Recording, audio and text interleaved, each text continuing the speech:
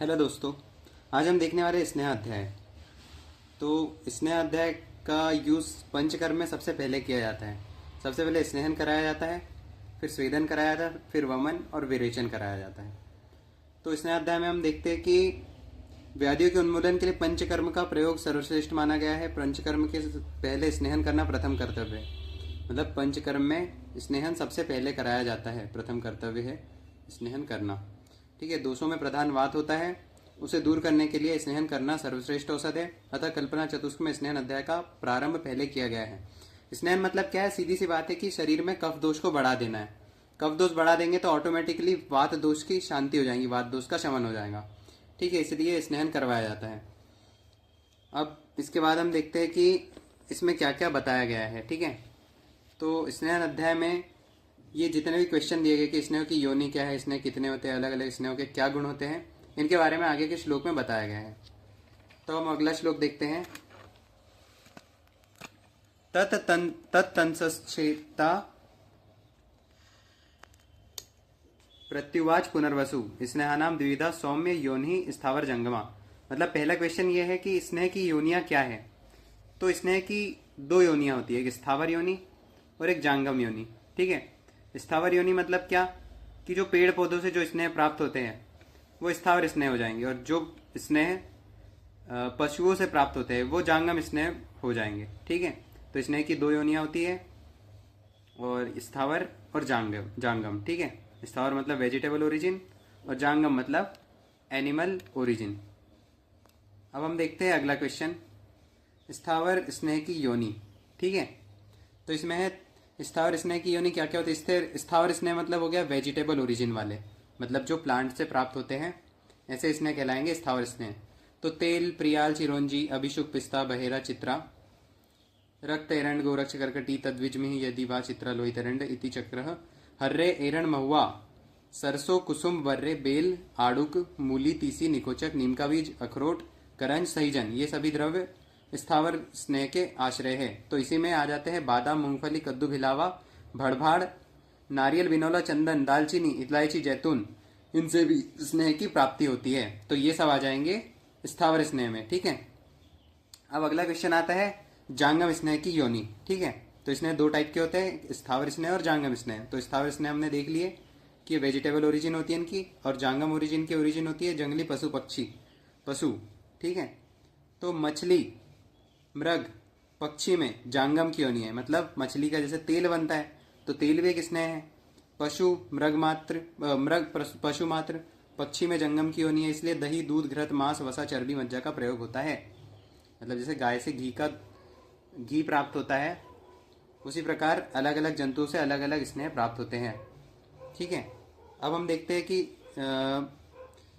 तिल तेल तथा एरंड तेल की श्रेष्ठता। ठीक है, अभी हम पढ़ रहे हैं स्थावर स्नेह। ठीक है, तो स्थावर स्नेह में आ जाएगा तिल तेल तथा एरंड तेल की श्रेष्ठता।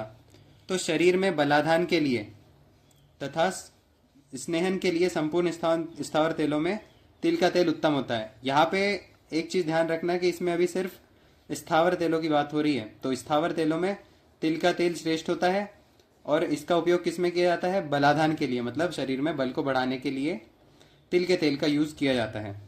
और विरेचन के लिए एरंड का तेल उत्तम होता है। तो किसमें? ये सिर्फ अभी स्थावर तेलों की बात हो रही है।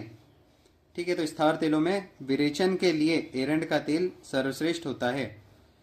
अब इसमें हम देख लेते हैं विमर्श में कि स्थावर तेलों में तिल का तेल सर्वश्रेष्ठ होता है। ठीक है, यह बात सुश्रुत ने बताई है। ठीक ठीक ठीक, अर्थात तिल शब्द से ही तेल की उत्पत्ति हुई है। अतः संपूर्ण स्थावर तेलों में तिल का तेल उत्तम कहा जाता है। ठीक है, तिल का तेल सबसे उत्तम माना गया है स्थावर तेलों में। अब हम देखते हैं आगे हम देखते हैं कि कैटुष्ण तैलमरंडम वात श्लेष्महरम गुरु कषाय स्वादु तिक्तश्च योजितम पित्तहंत्रपि। एरंड का तेल कटु, उष्ण, वात कफ नाशक और गुरु होता है। ठीक है, यदि कषाय मधुर और तिक्त रस युक्त पदार्थों से युक्त करके प्रयोग किया जाए तो पित्तनाशक भी होता है। मतलब जो इसका नेचर होता है तेल का, एरंड के तेल का, वो कटु, उष्ण और वात कफ का नाश करने वाला होता है। इसका उपयोग विरेचन के लिए किया जाता है, गुरु होता है इसीलिए। यदि कषाय मधुर और तिक्त रसयुक्त पदार्थों से अ, इसे संस्कारित कर दिया जाए तो पित्तनाशक भी होता है। मतलब इसकी पित्त, ये जो वात कफ नाशक गुण होता है इसमें ये पित्तनाशक गुण भी आ जाता है। जैसे हम देख सकते हैं एक श्लोक बताया गया है, संस्कारो नाम ही गुणांतर धानम। मतलब अगर किसी तेल का संस्कार कर दिया जाए तो उसके गुणों में परिवर्तन हो जाता है।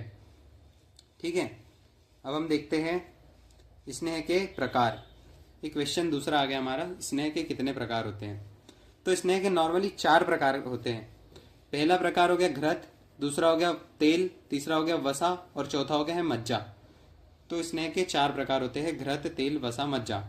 घृत मतलब घी, तेल मतलब तेल, वसा मतलब फैट और मज्जा मतलब मज्जा।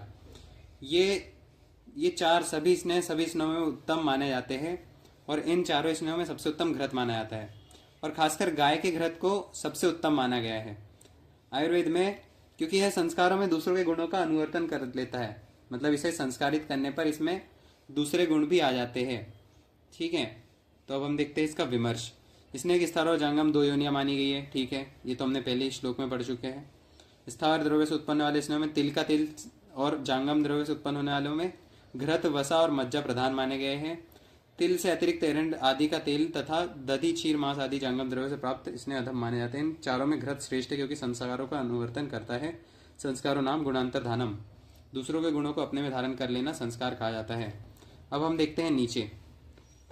इससे स्पष्ट है कि जो संस्कारित होने पर अपना गुण न छोड़े और दूसरों के गुणों को ले ले वह उत्तम है, और जो संस्कार से दूसरों के गुणों को ले ले और अपना गुण छोड़ दे वह उत्तम नहीं होता है। तो ये उत्तम गुण किसमें पाया जाता है? गाय के घृत में। वह अपने गुण को नहीं छोड़ता है और दूसरों के गुण को भी ग्रहण कर लेता है।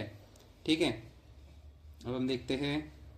जैसे यहाँ पे एक शंका बताई गई, यह कैसे संभव है कि जबकि घृत अपने प्राकृतिक गुण स्नेह और शैत्य को नहीं छोड़ता है, तब चित्रक के रूक्ष उष्ण और घृत का शैत्य गुण इन परस्पर गुणों का एकाश्रय भाव कैसे होगा? तो इसके लिए आचार्यों ने बताया है कि तथापि आश्रय भिन्न भिन्न होने से, अर्थात शैत्य स्नेह का आश्रय घृत है, मतलब स्नेह का आश्रय घृत है और रूक्ष उष्ण का आश्रय चित्रक है। ठीक है, तो चित्रक कैसा होता है? रूक्ष और उष्ण होता है, और घृत जो होता है उसमें स्नेहन का गुण पाया जाता है। ठीक है, और विरोध नहीं होता है, इसलिए घृत की प्रधानता बताई गई है, क्योंकि घृत अपने विरुद्ध गुण को नष्ट न करते हुए, मतलब अपना जो खुद का एक गुण है उसका स्नेहन का गुण, स्नेह एक गुण है उसका चिकनापन, उसको वो नहीं छोड़ता है, लेकिन वो कई उष्ण द्रव्यों से घृत का संस्कार करने से घृत में रहने वाली शीतलता नष्ट हो जाती है। ठीक है, शीतलता नष्ट हो जाती है। उष्ण भले ही हो सकता है, लेकिन घृत का स्नेह गुण कभी भी खत्म नहीं हो सकता। और घृत उष्ण हो जाता है पर उसका चिकनापन नष्ट नहीं होता। ये देखिए यहाँ पे लिखा है कि इसका चिकनापन नष्ट नहीं होता है। इसी तरह शीतल द्रव्य से संस्कार, तेल का संस्कार करने से तेल शीतल हो जाता है, पर यदि रूक्ष द्रव्य से संस्कार किया जाए तो तेल रूक्ष नहीं होगा। ये चीज बहुत ध्यान देने लायक है कि तेल का भी रूक्ष नहीं हो सकता।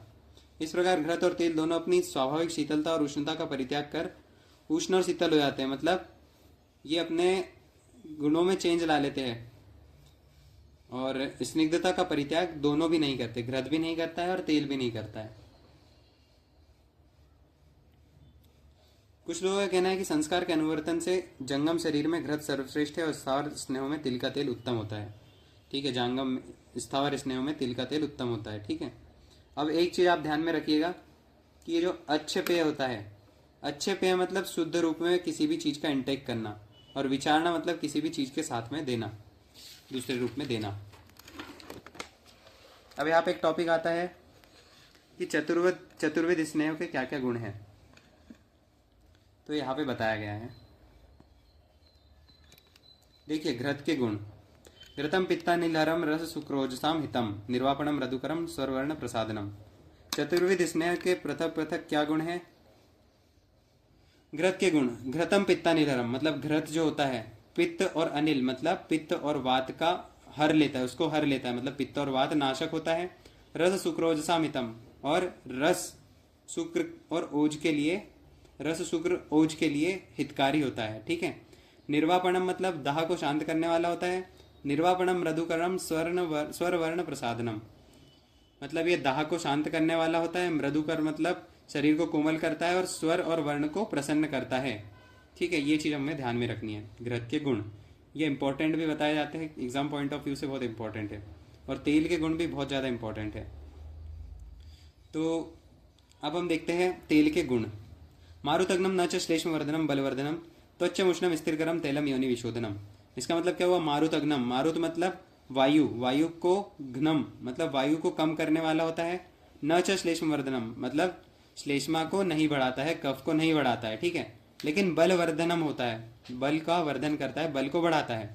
त्वच्चम उष्णम स्थिरकरम तैलम योनि विशोधनम मतलब त्वचा के लिए हितकारी होता है और मांस को स्थिर करने वाला होता है और योनि का विशोधन करने, योनि मार्ग का विशोधन करने वाला होता है।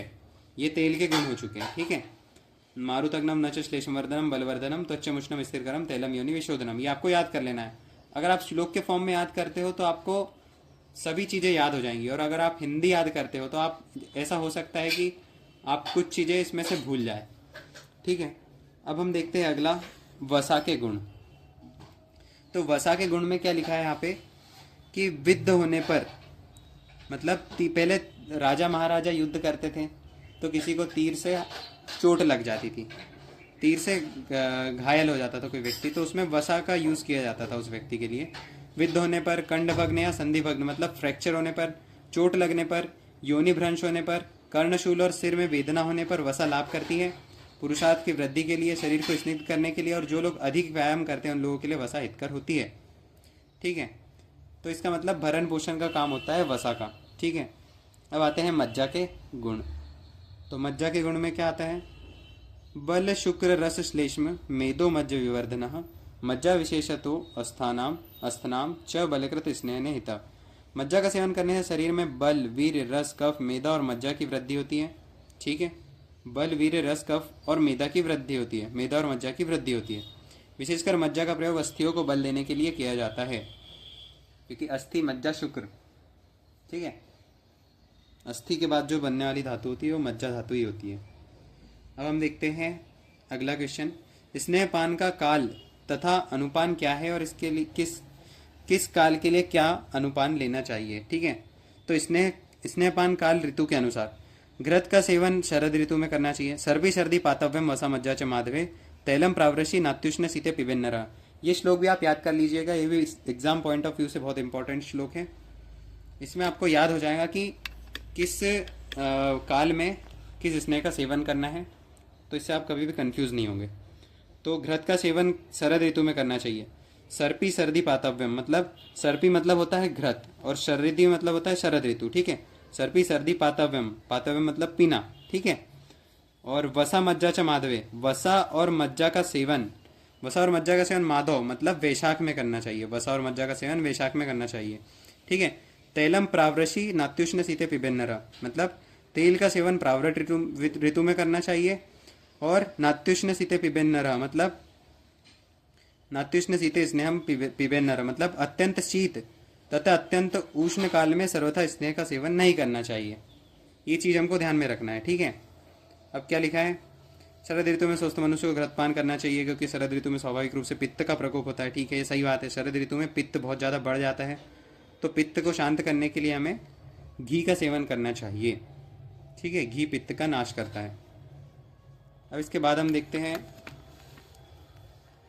अनुपान क्या होता है। अनुपान इसमें मैं आपको बता देता हूँ ऊपर ऊपर से कि जो घृत होता है, घृत का अनुपान होता है गर्म जल। अगर आपने घृत का सेवन किया है तो उसके बाद आपको गर्म जल पीना चाहिए। इसके बाद होता है तेल, तेल का अनुपान होता है यूष। ठीक है, और वसा मज्जा का होता है मंड। ठीक है, तो ये चीज़ आपने याद रखना, जो आप आगे प्रैक्टिस करोगे उसमें भी आपको काम में आएगी।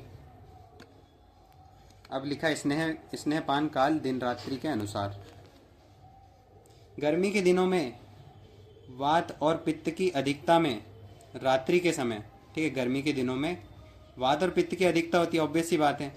रात्रि के समय, शीतकाल में मतलब इस टाइम में आपको रात्रि के समय पीना है। कब? गर्मी के दिनों में रात्रि के समय में, और शीतकाल में मतलब कफ की अधिकता में दिन के समय मनुष्य को स्नेह का पान करना चाहिए, जिस दिन सूर्य भगवान स्वच्छ हो, बादल युक्त न हो।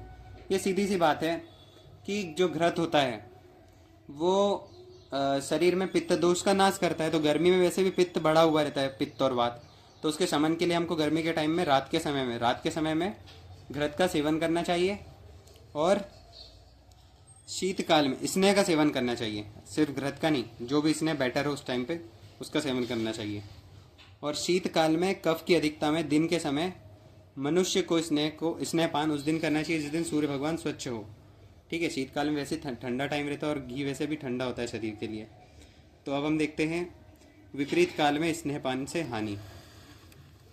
ठीक है, अगर आपने विपरीत काल में स्नेह का सेवन कर लिया तो उससे क्या हानि होगी, उसका इसमें विवरण किया गया है। अत्यंत उष्ण काल में या वात प्रधान या पित्त प्रधान या वात पित्त प्रधान मनुष्यों में द्वारा दिन में स्नेहपान किया जाता है। ठीक है, वात और पित्त प्रधान मनुष्यों द्वारा दिन में स्नेहपान किया जाता है। तो देखो, अब वात और पित्त ऑलरेडी बढ़ा हुआ है। ठीक है, वात और पित्त ऑलरेडी बढ़ा हुआ है व्यक्ति में, और आपने दिन के टाइम में, दिन में जबकि पित्त बढ़ा हुआ रहता है, और उस टाइम पे अगर आपने स्नेहपान कर लिया तो मूर्छा, प्यास, उन्माद, कामला रोग उत्पन्न हो सकते हैं।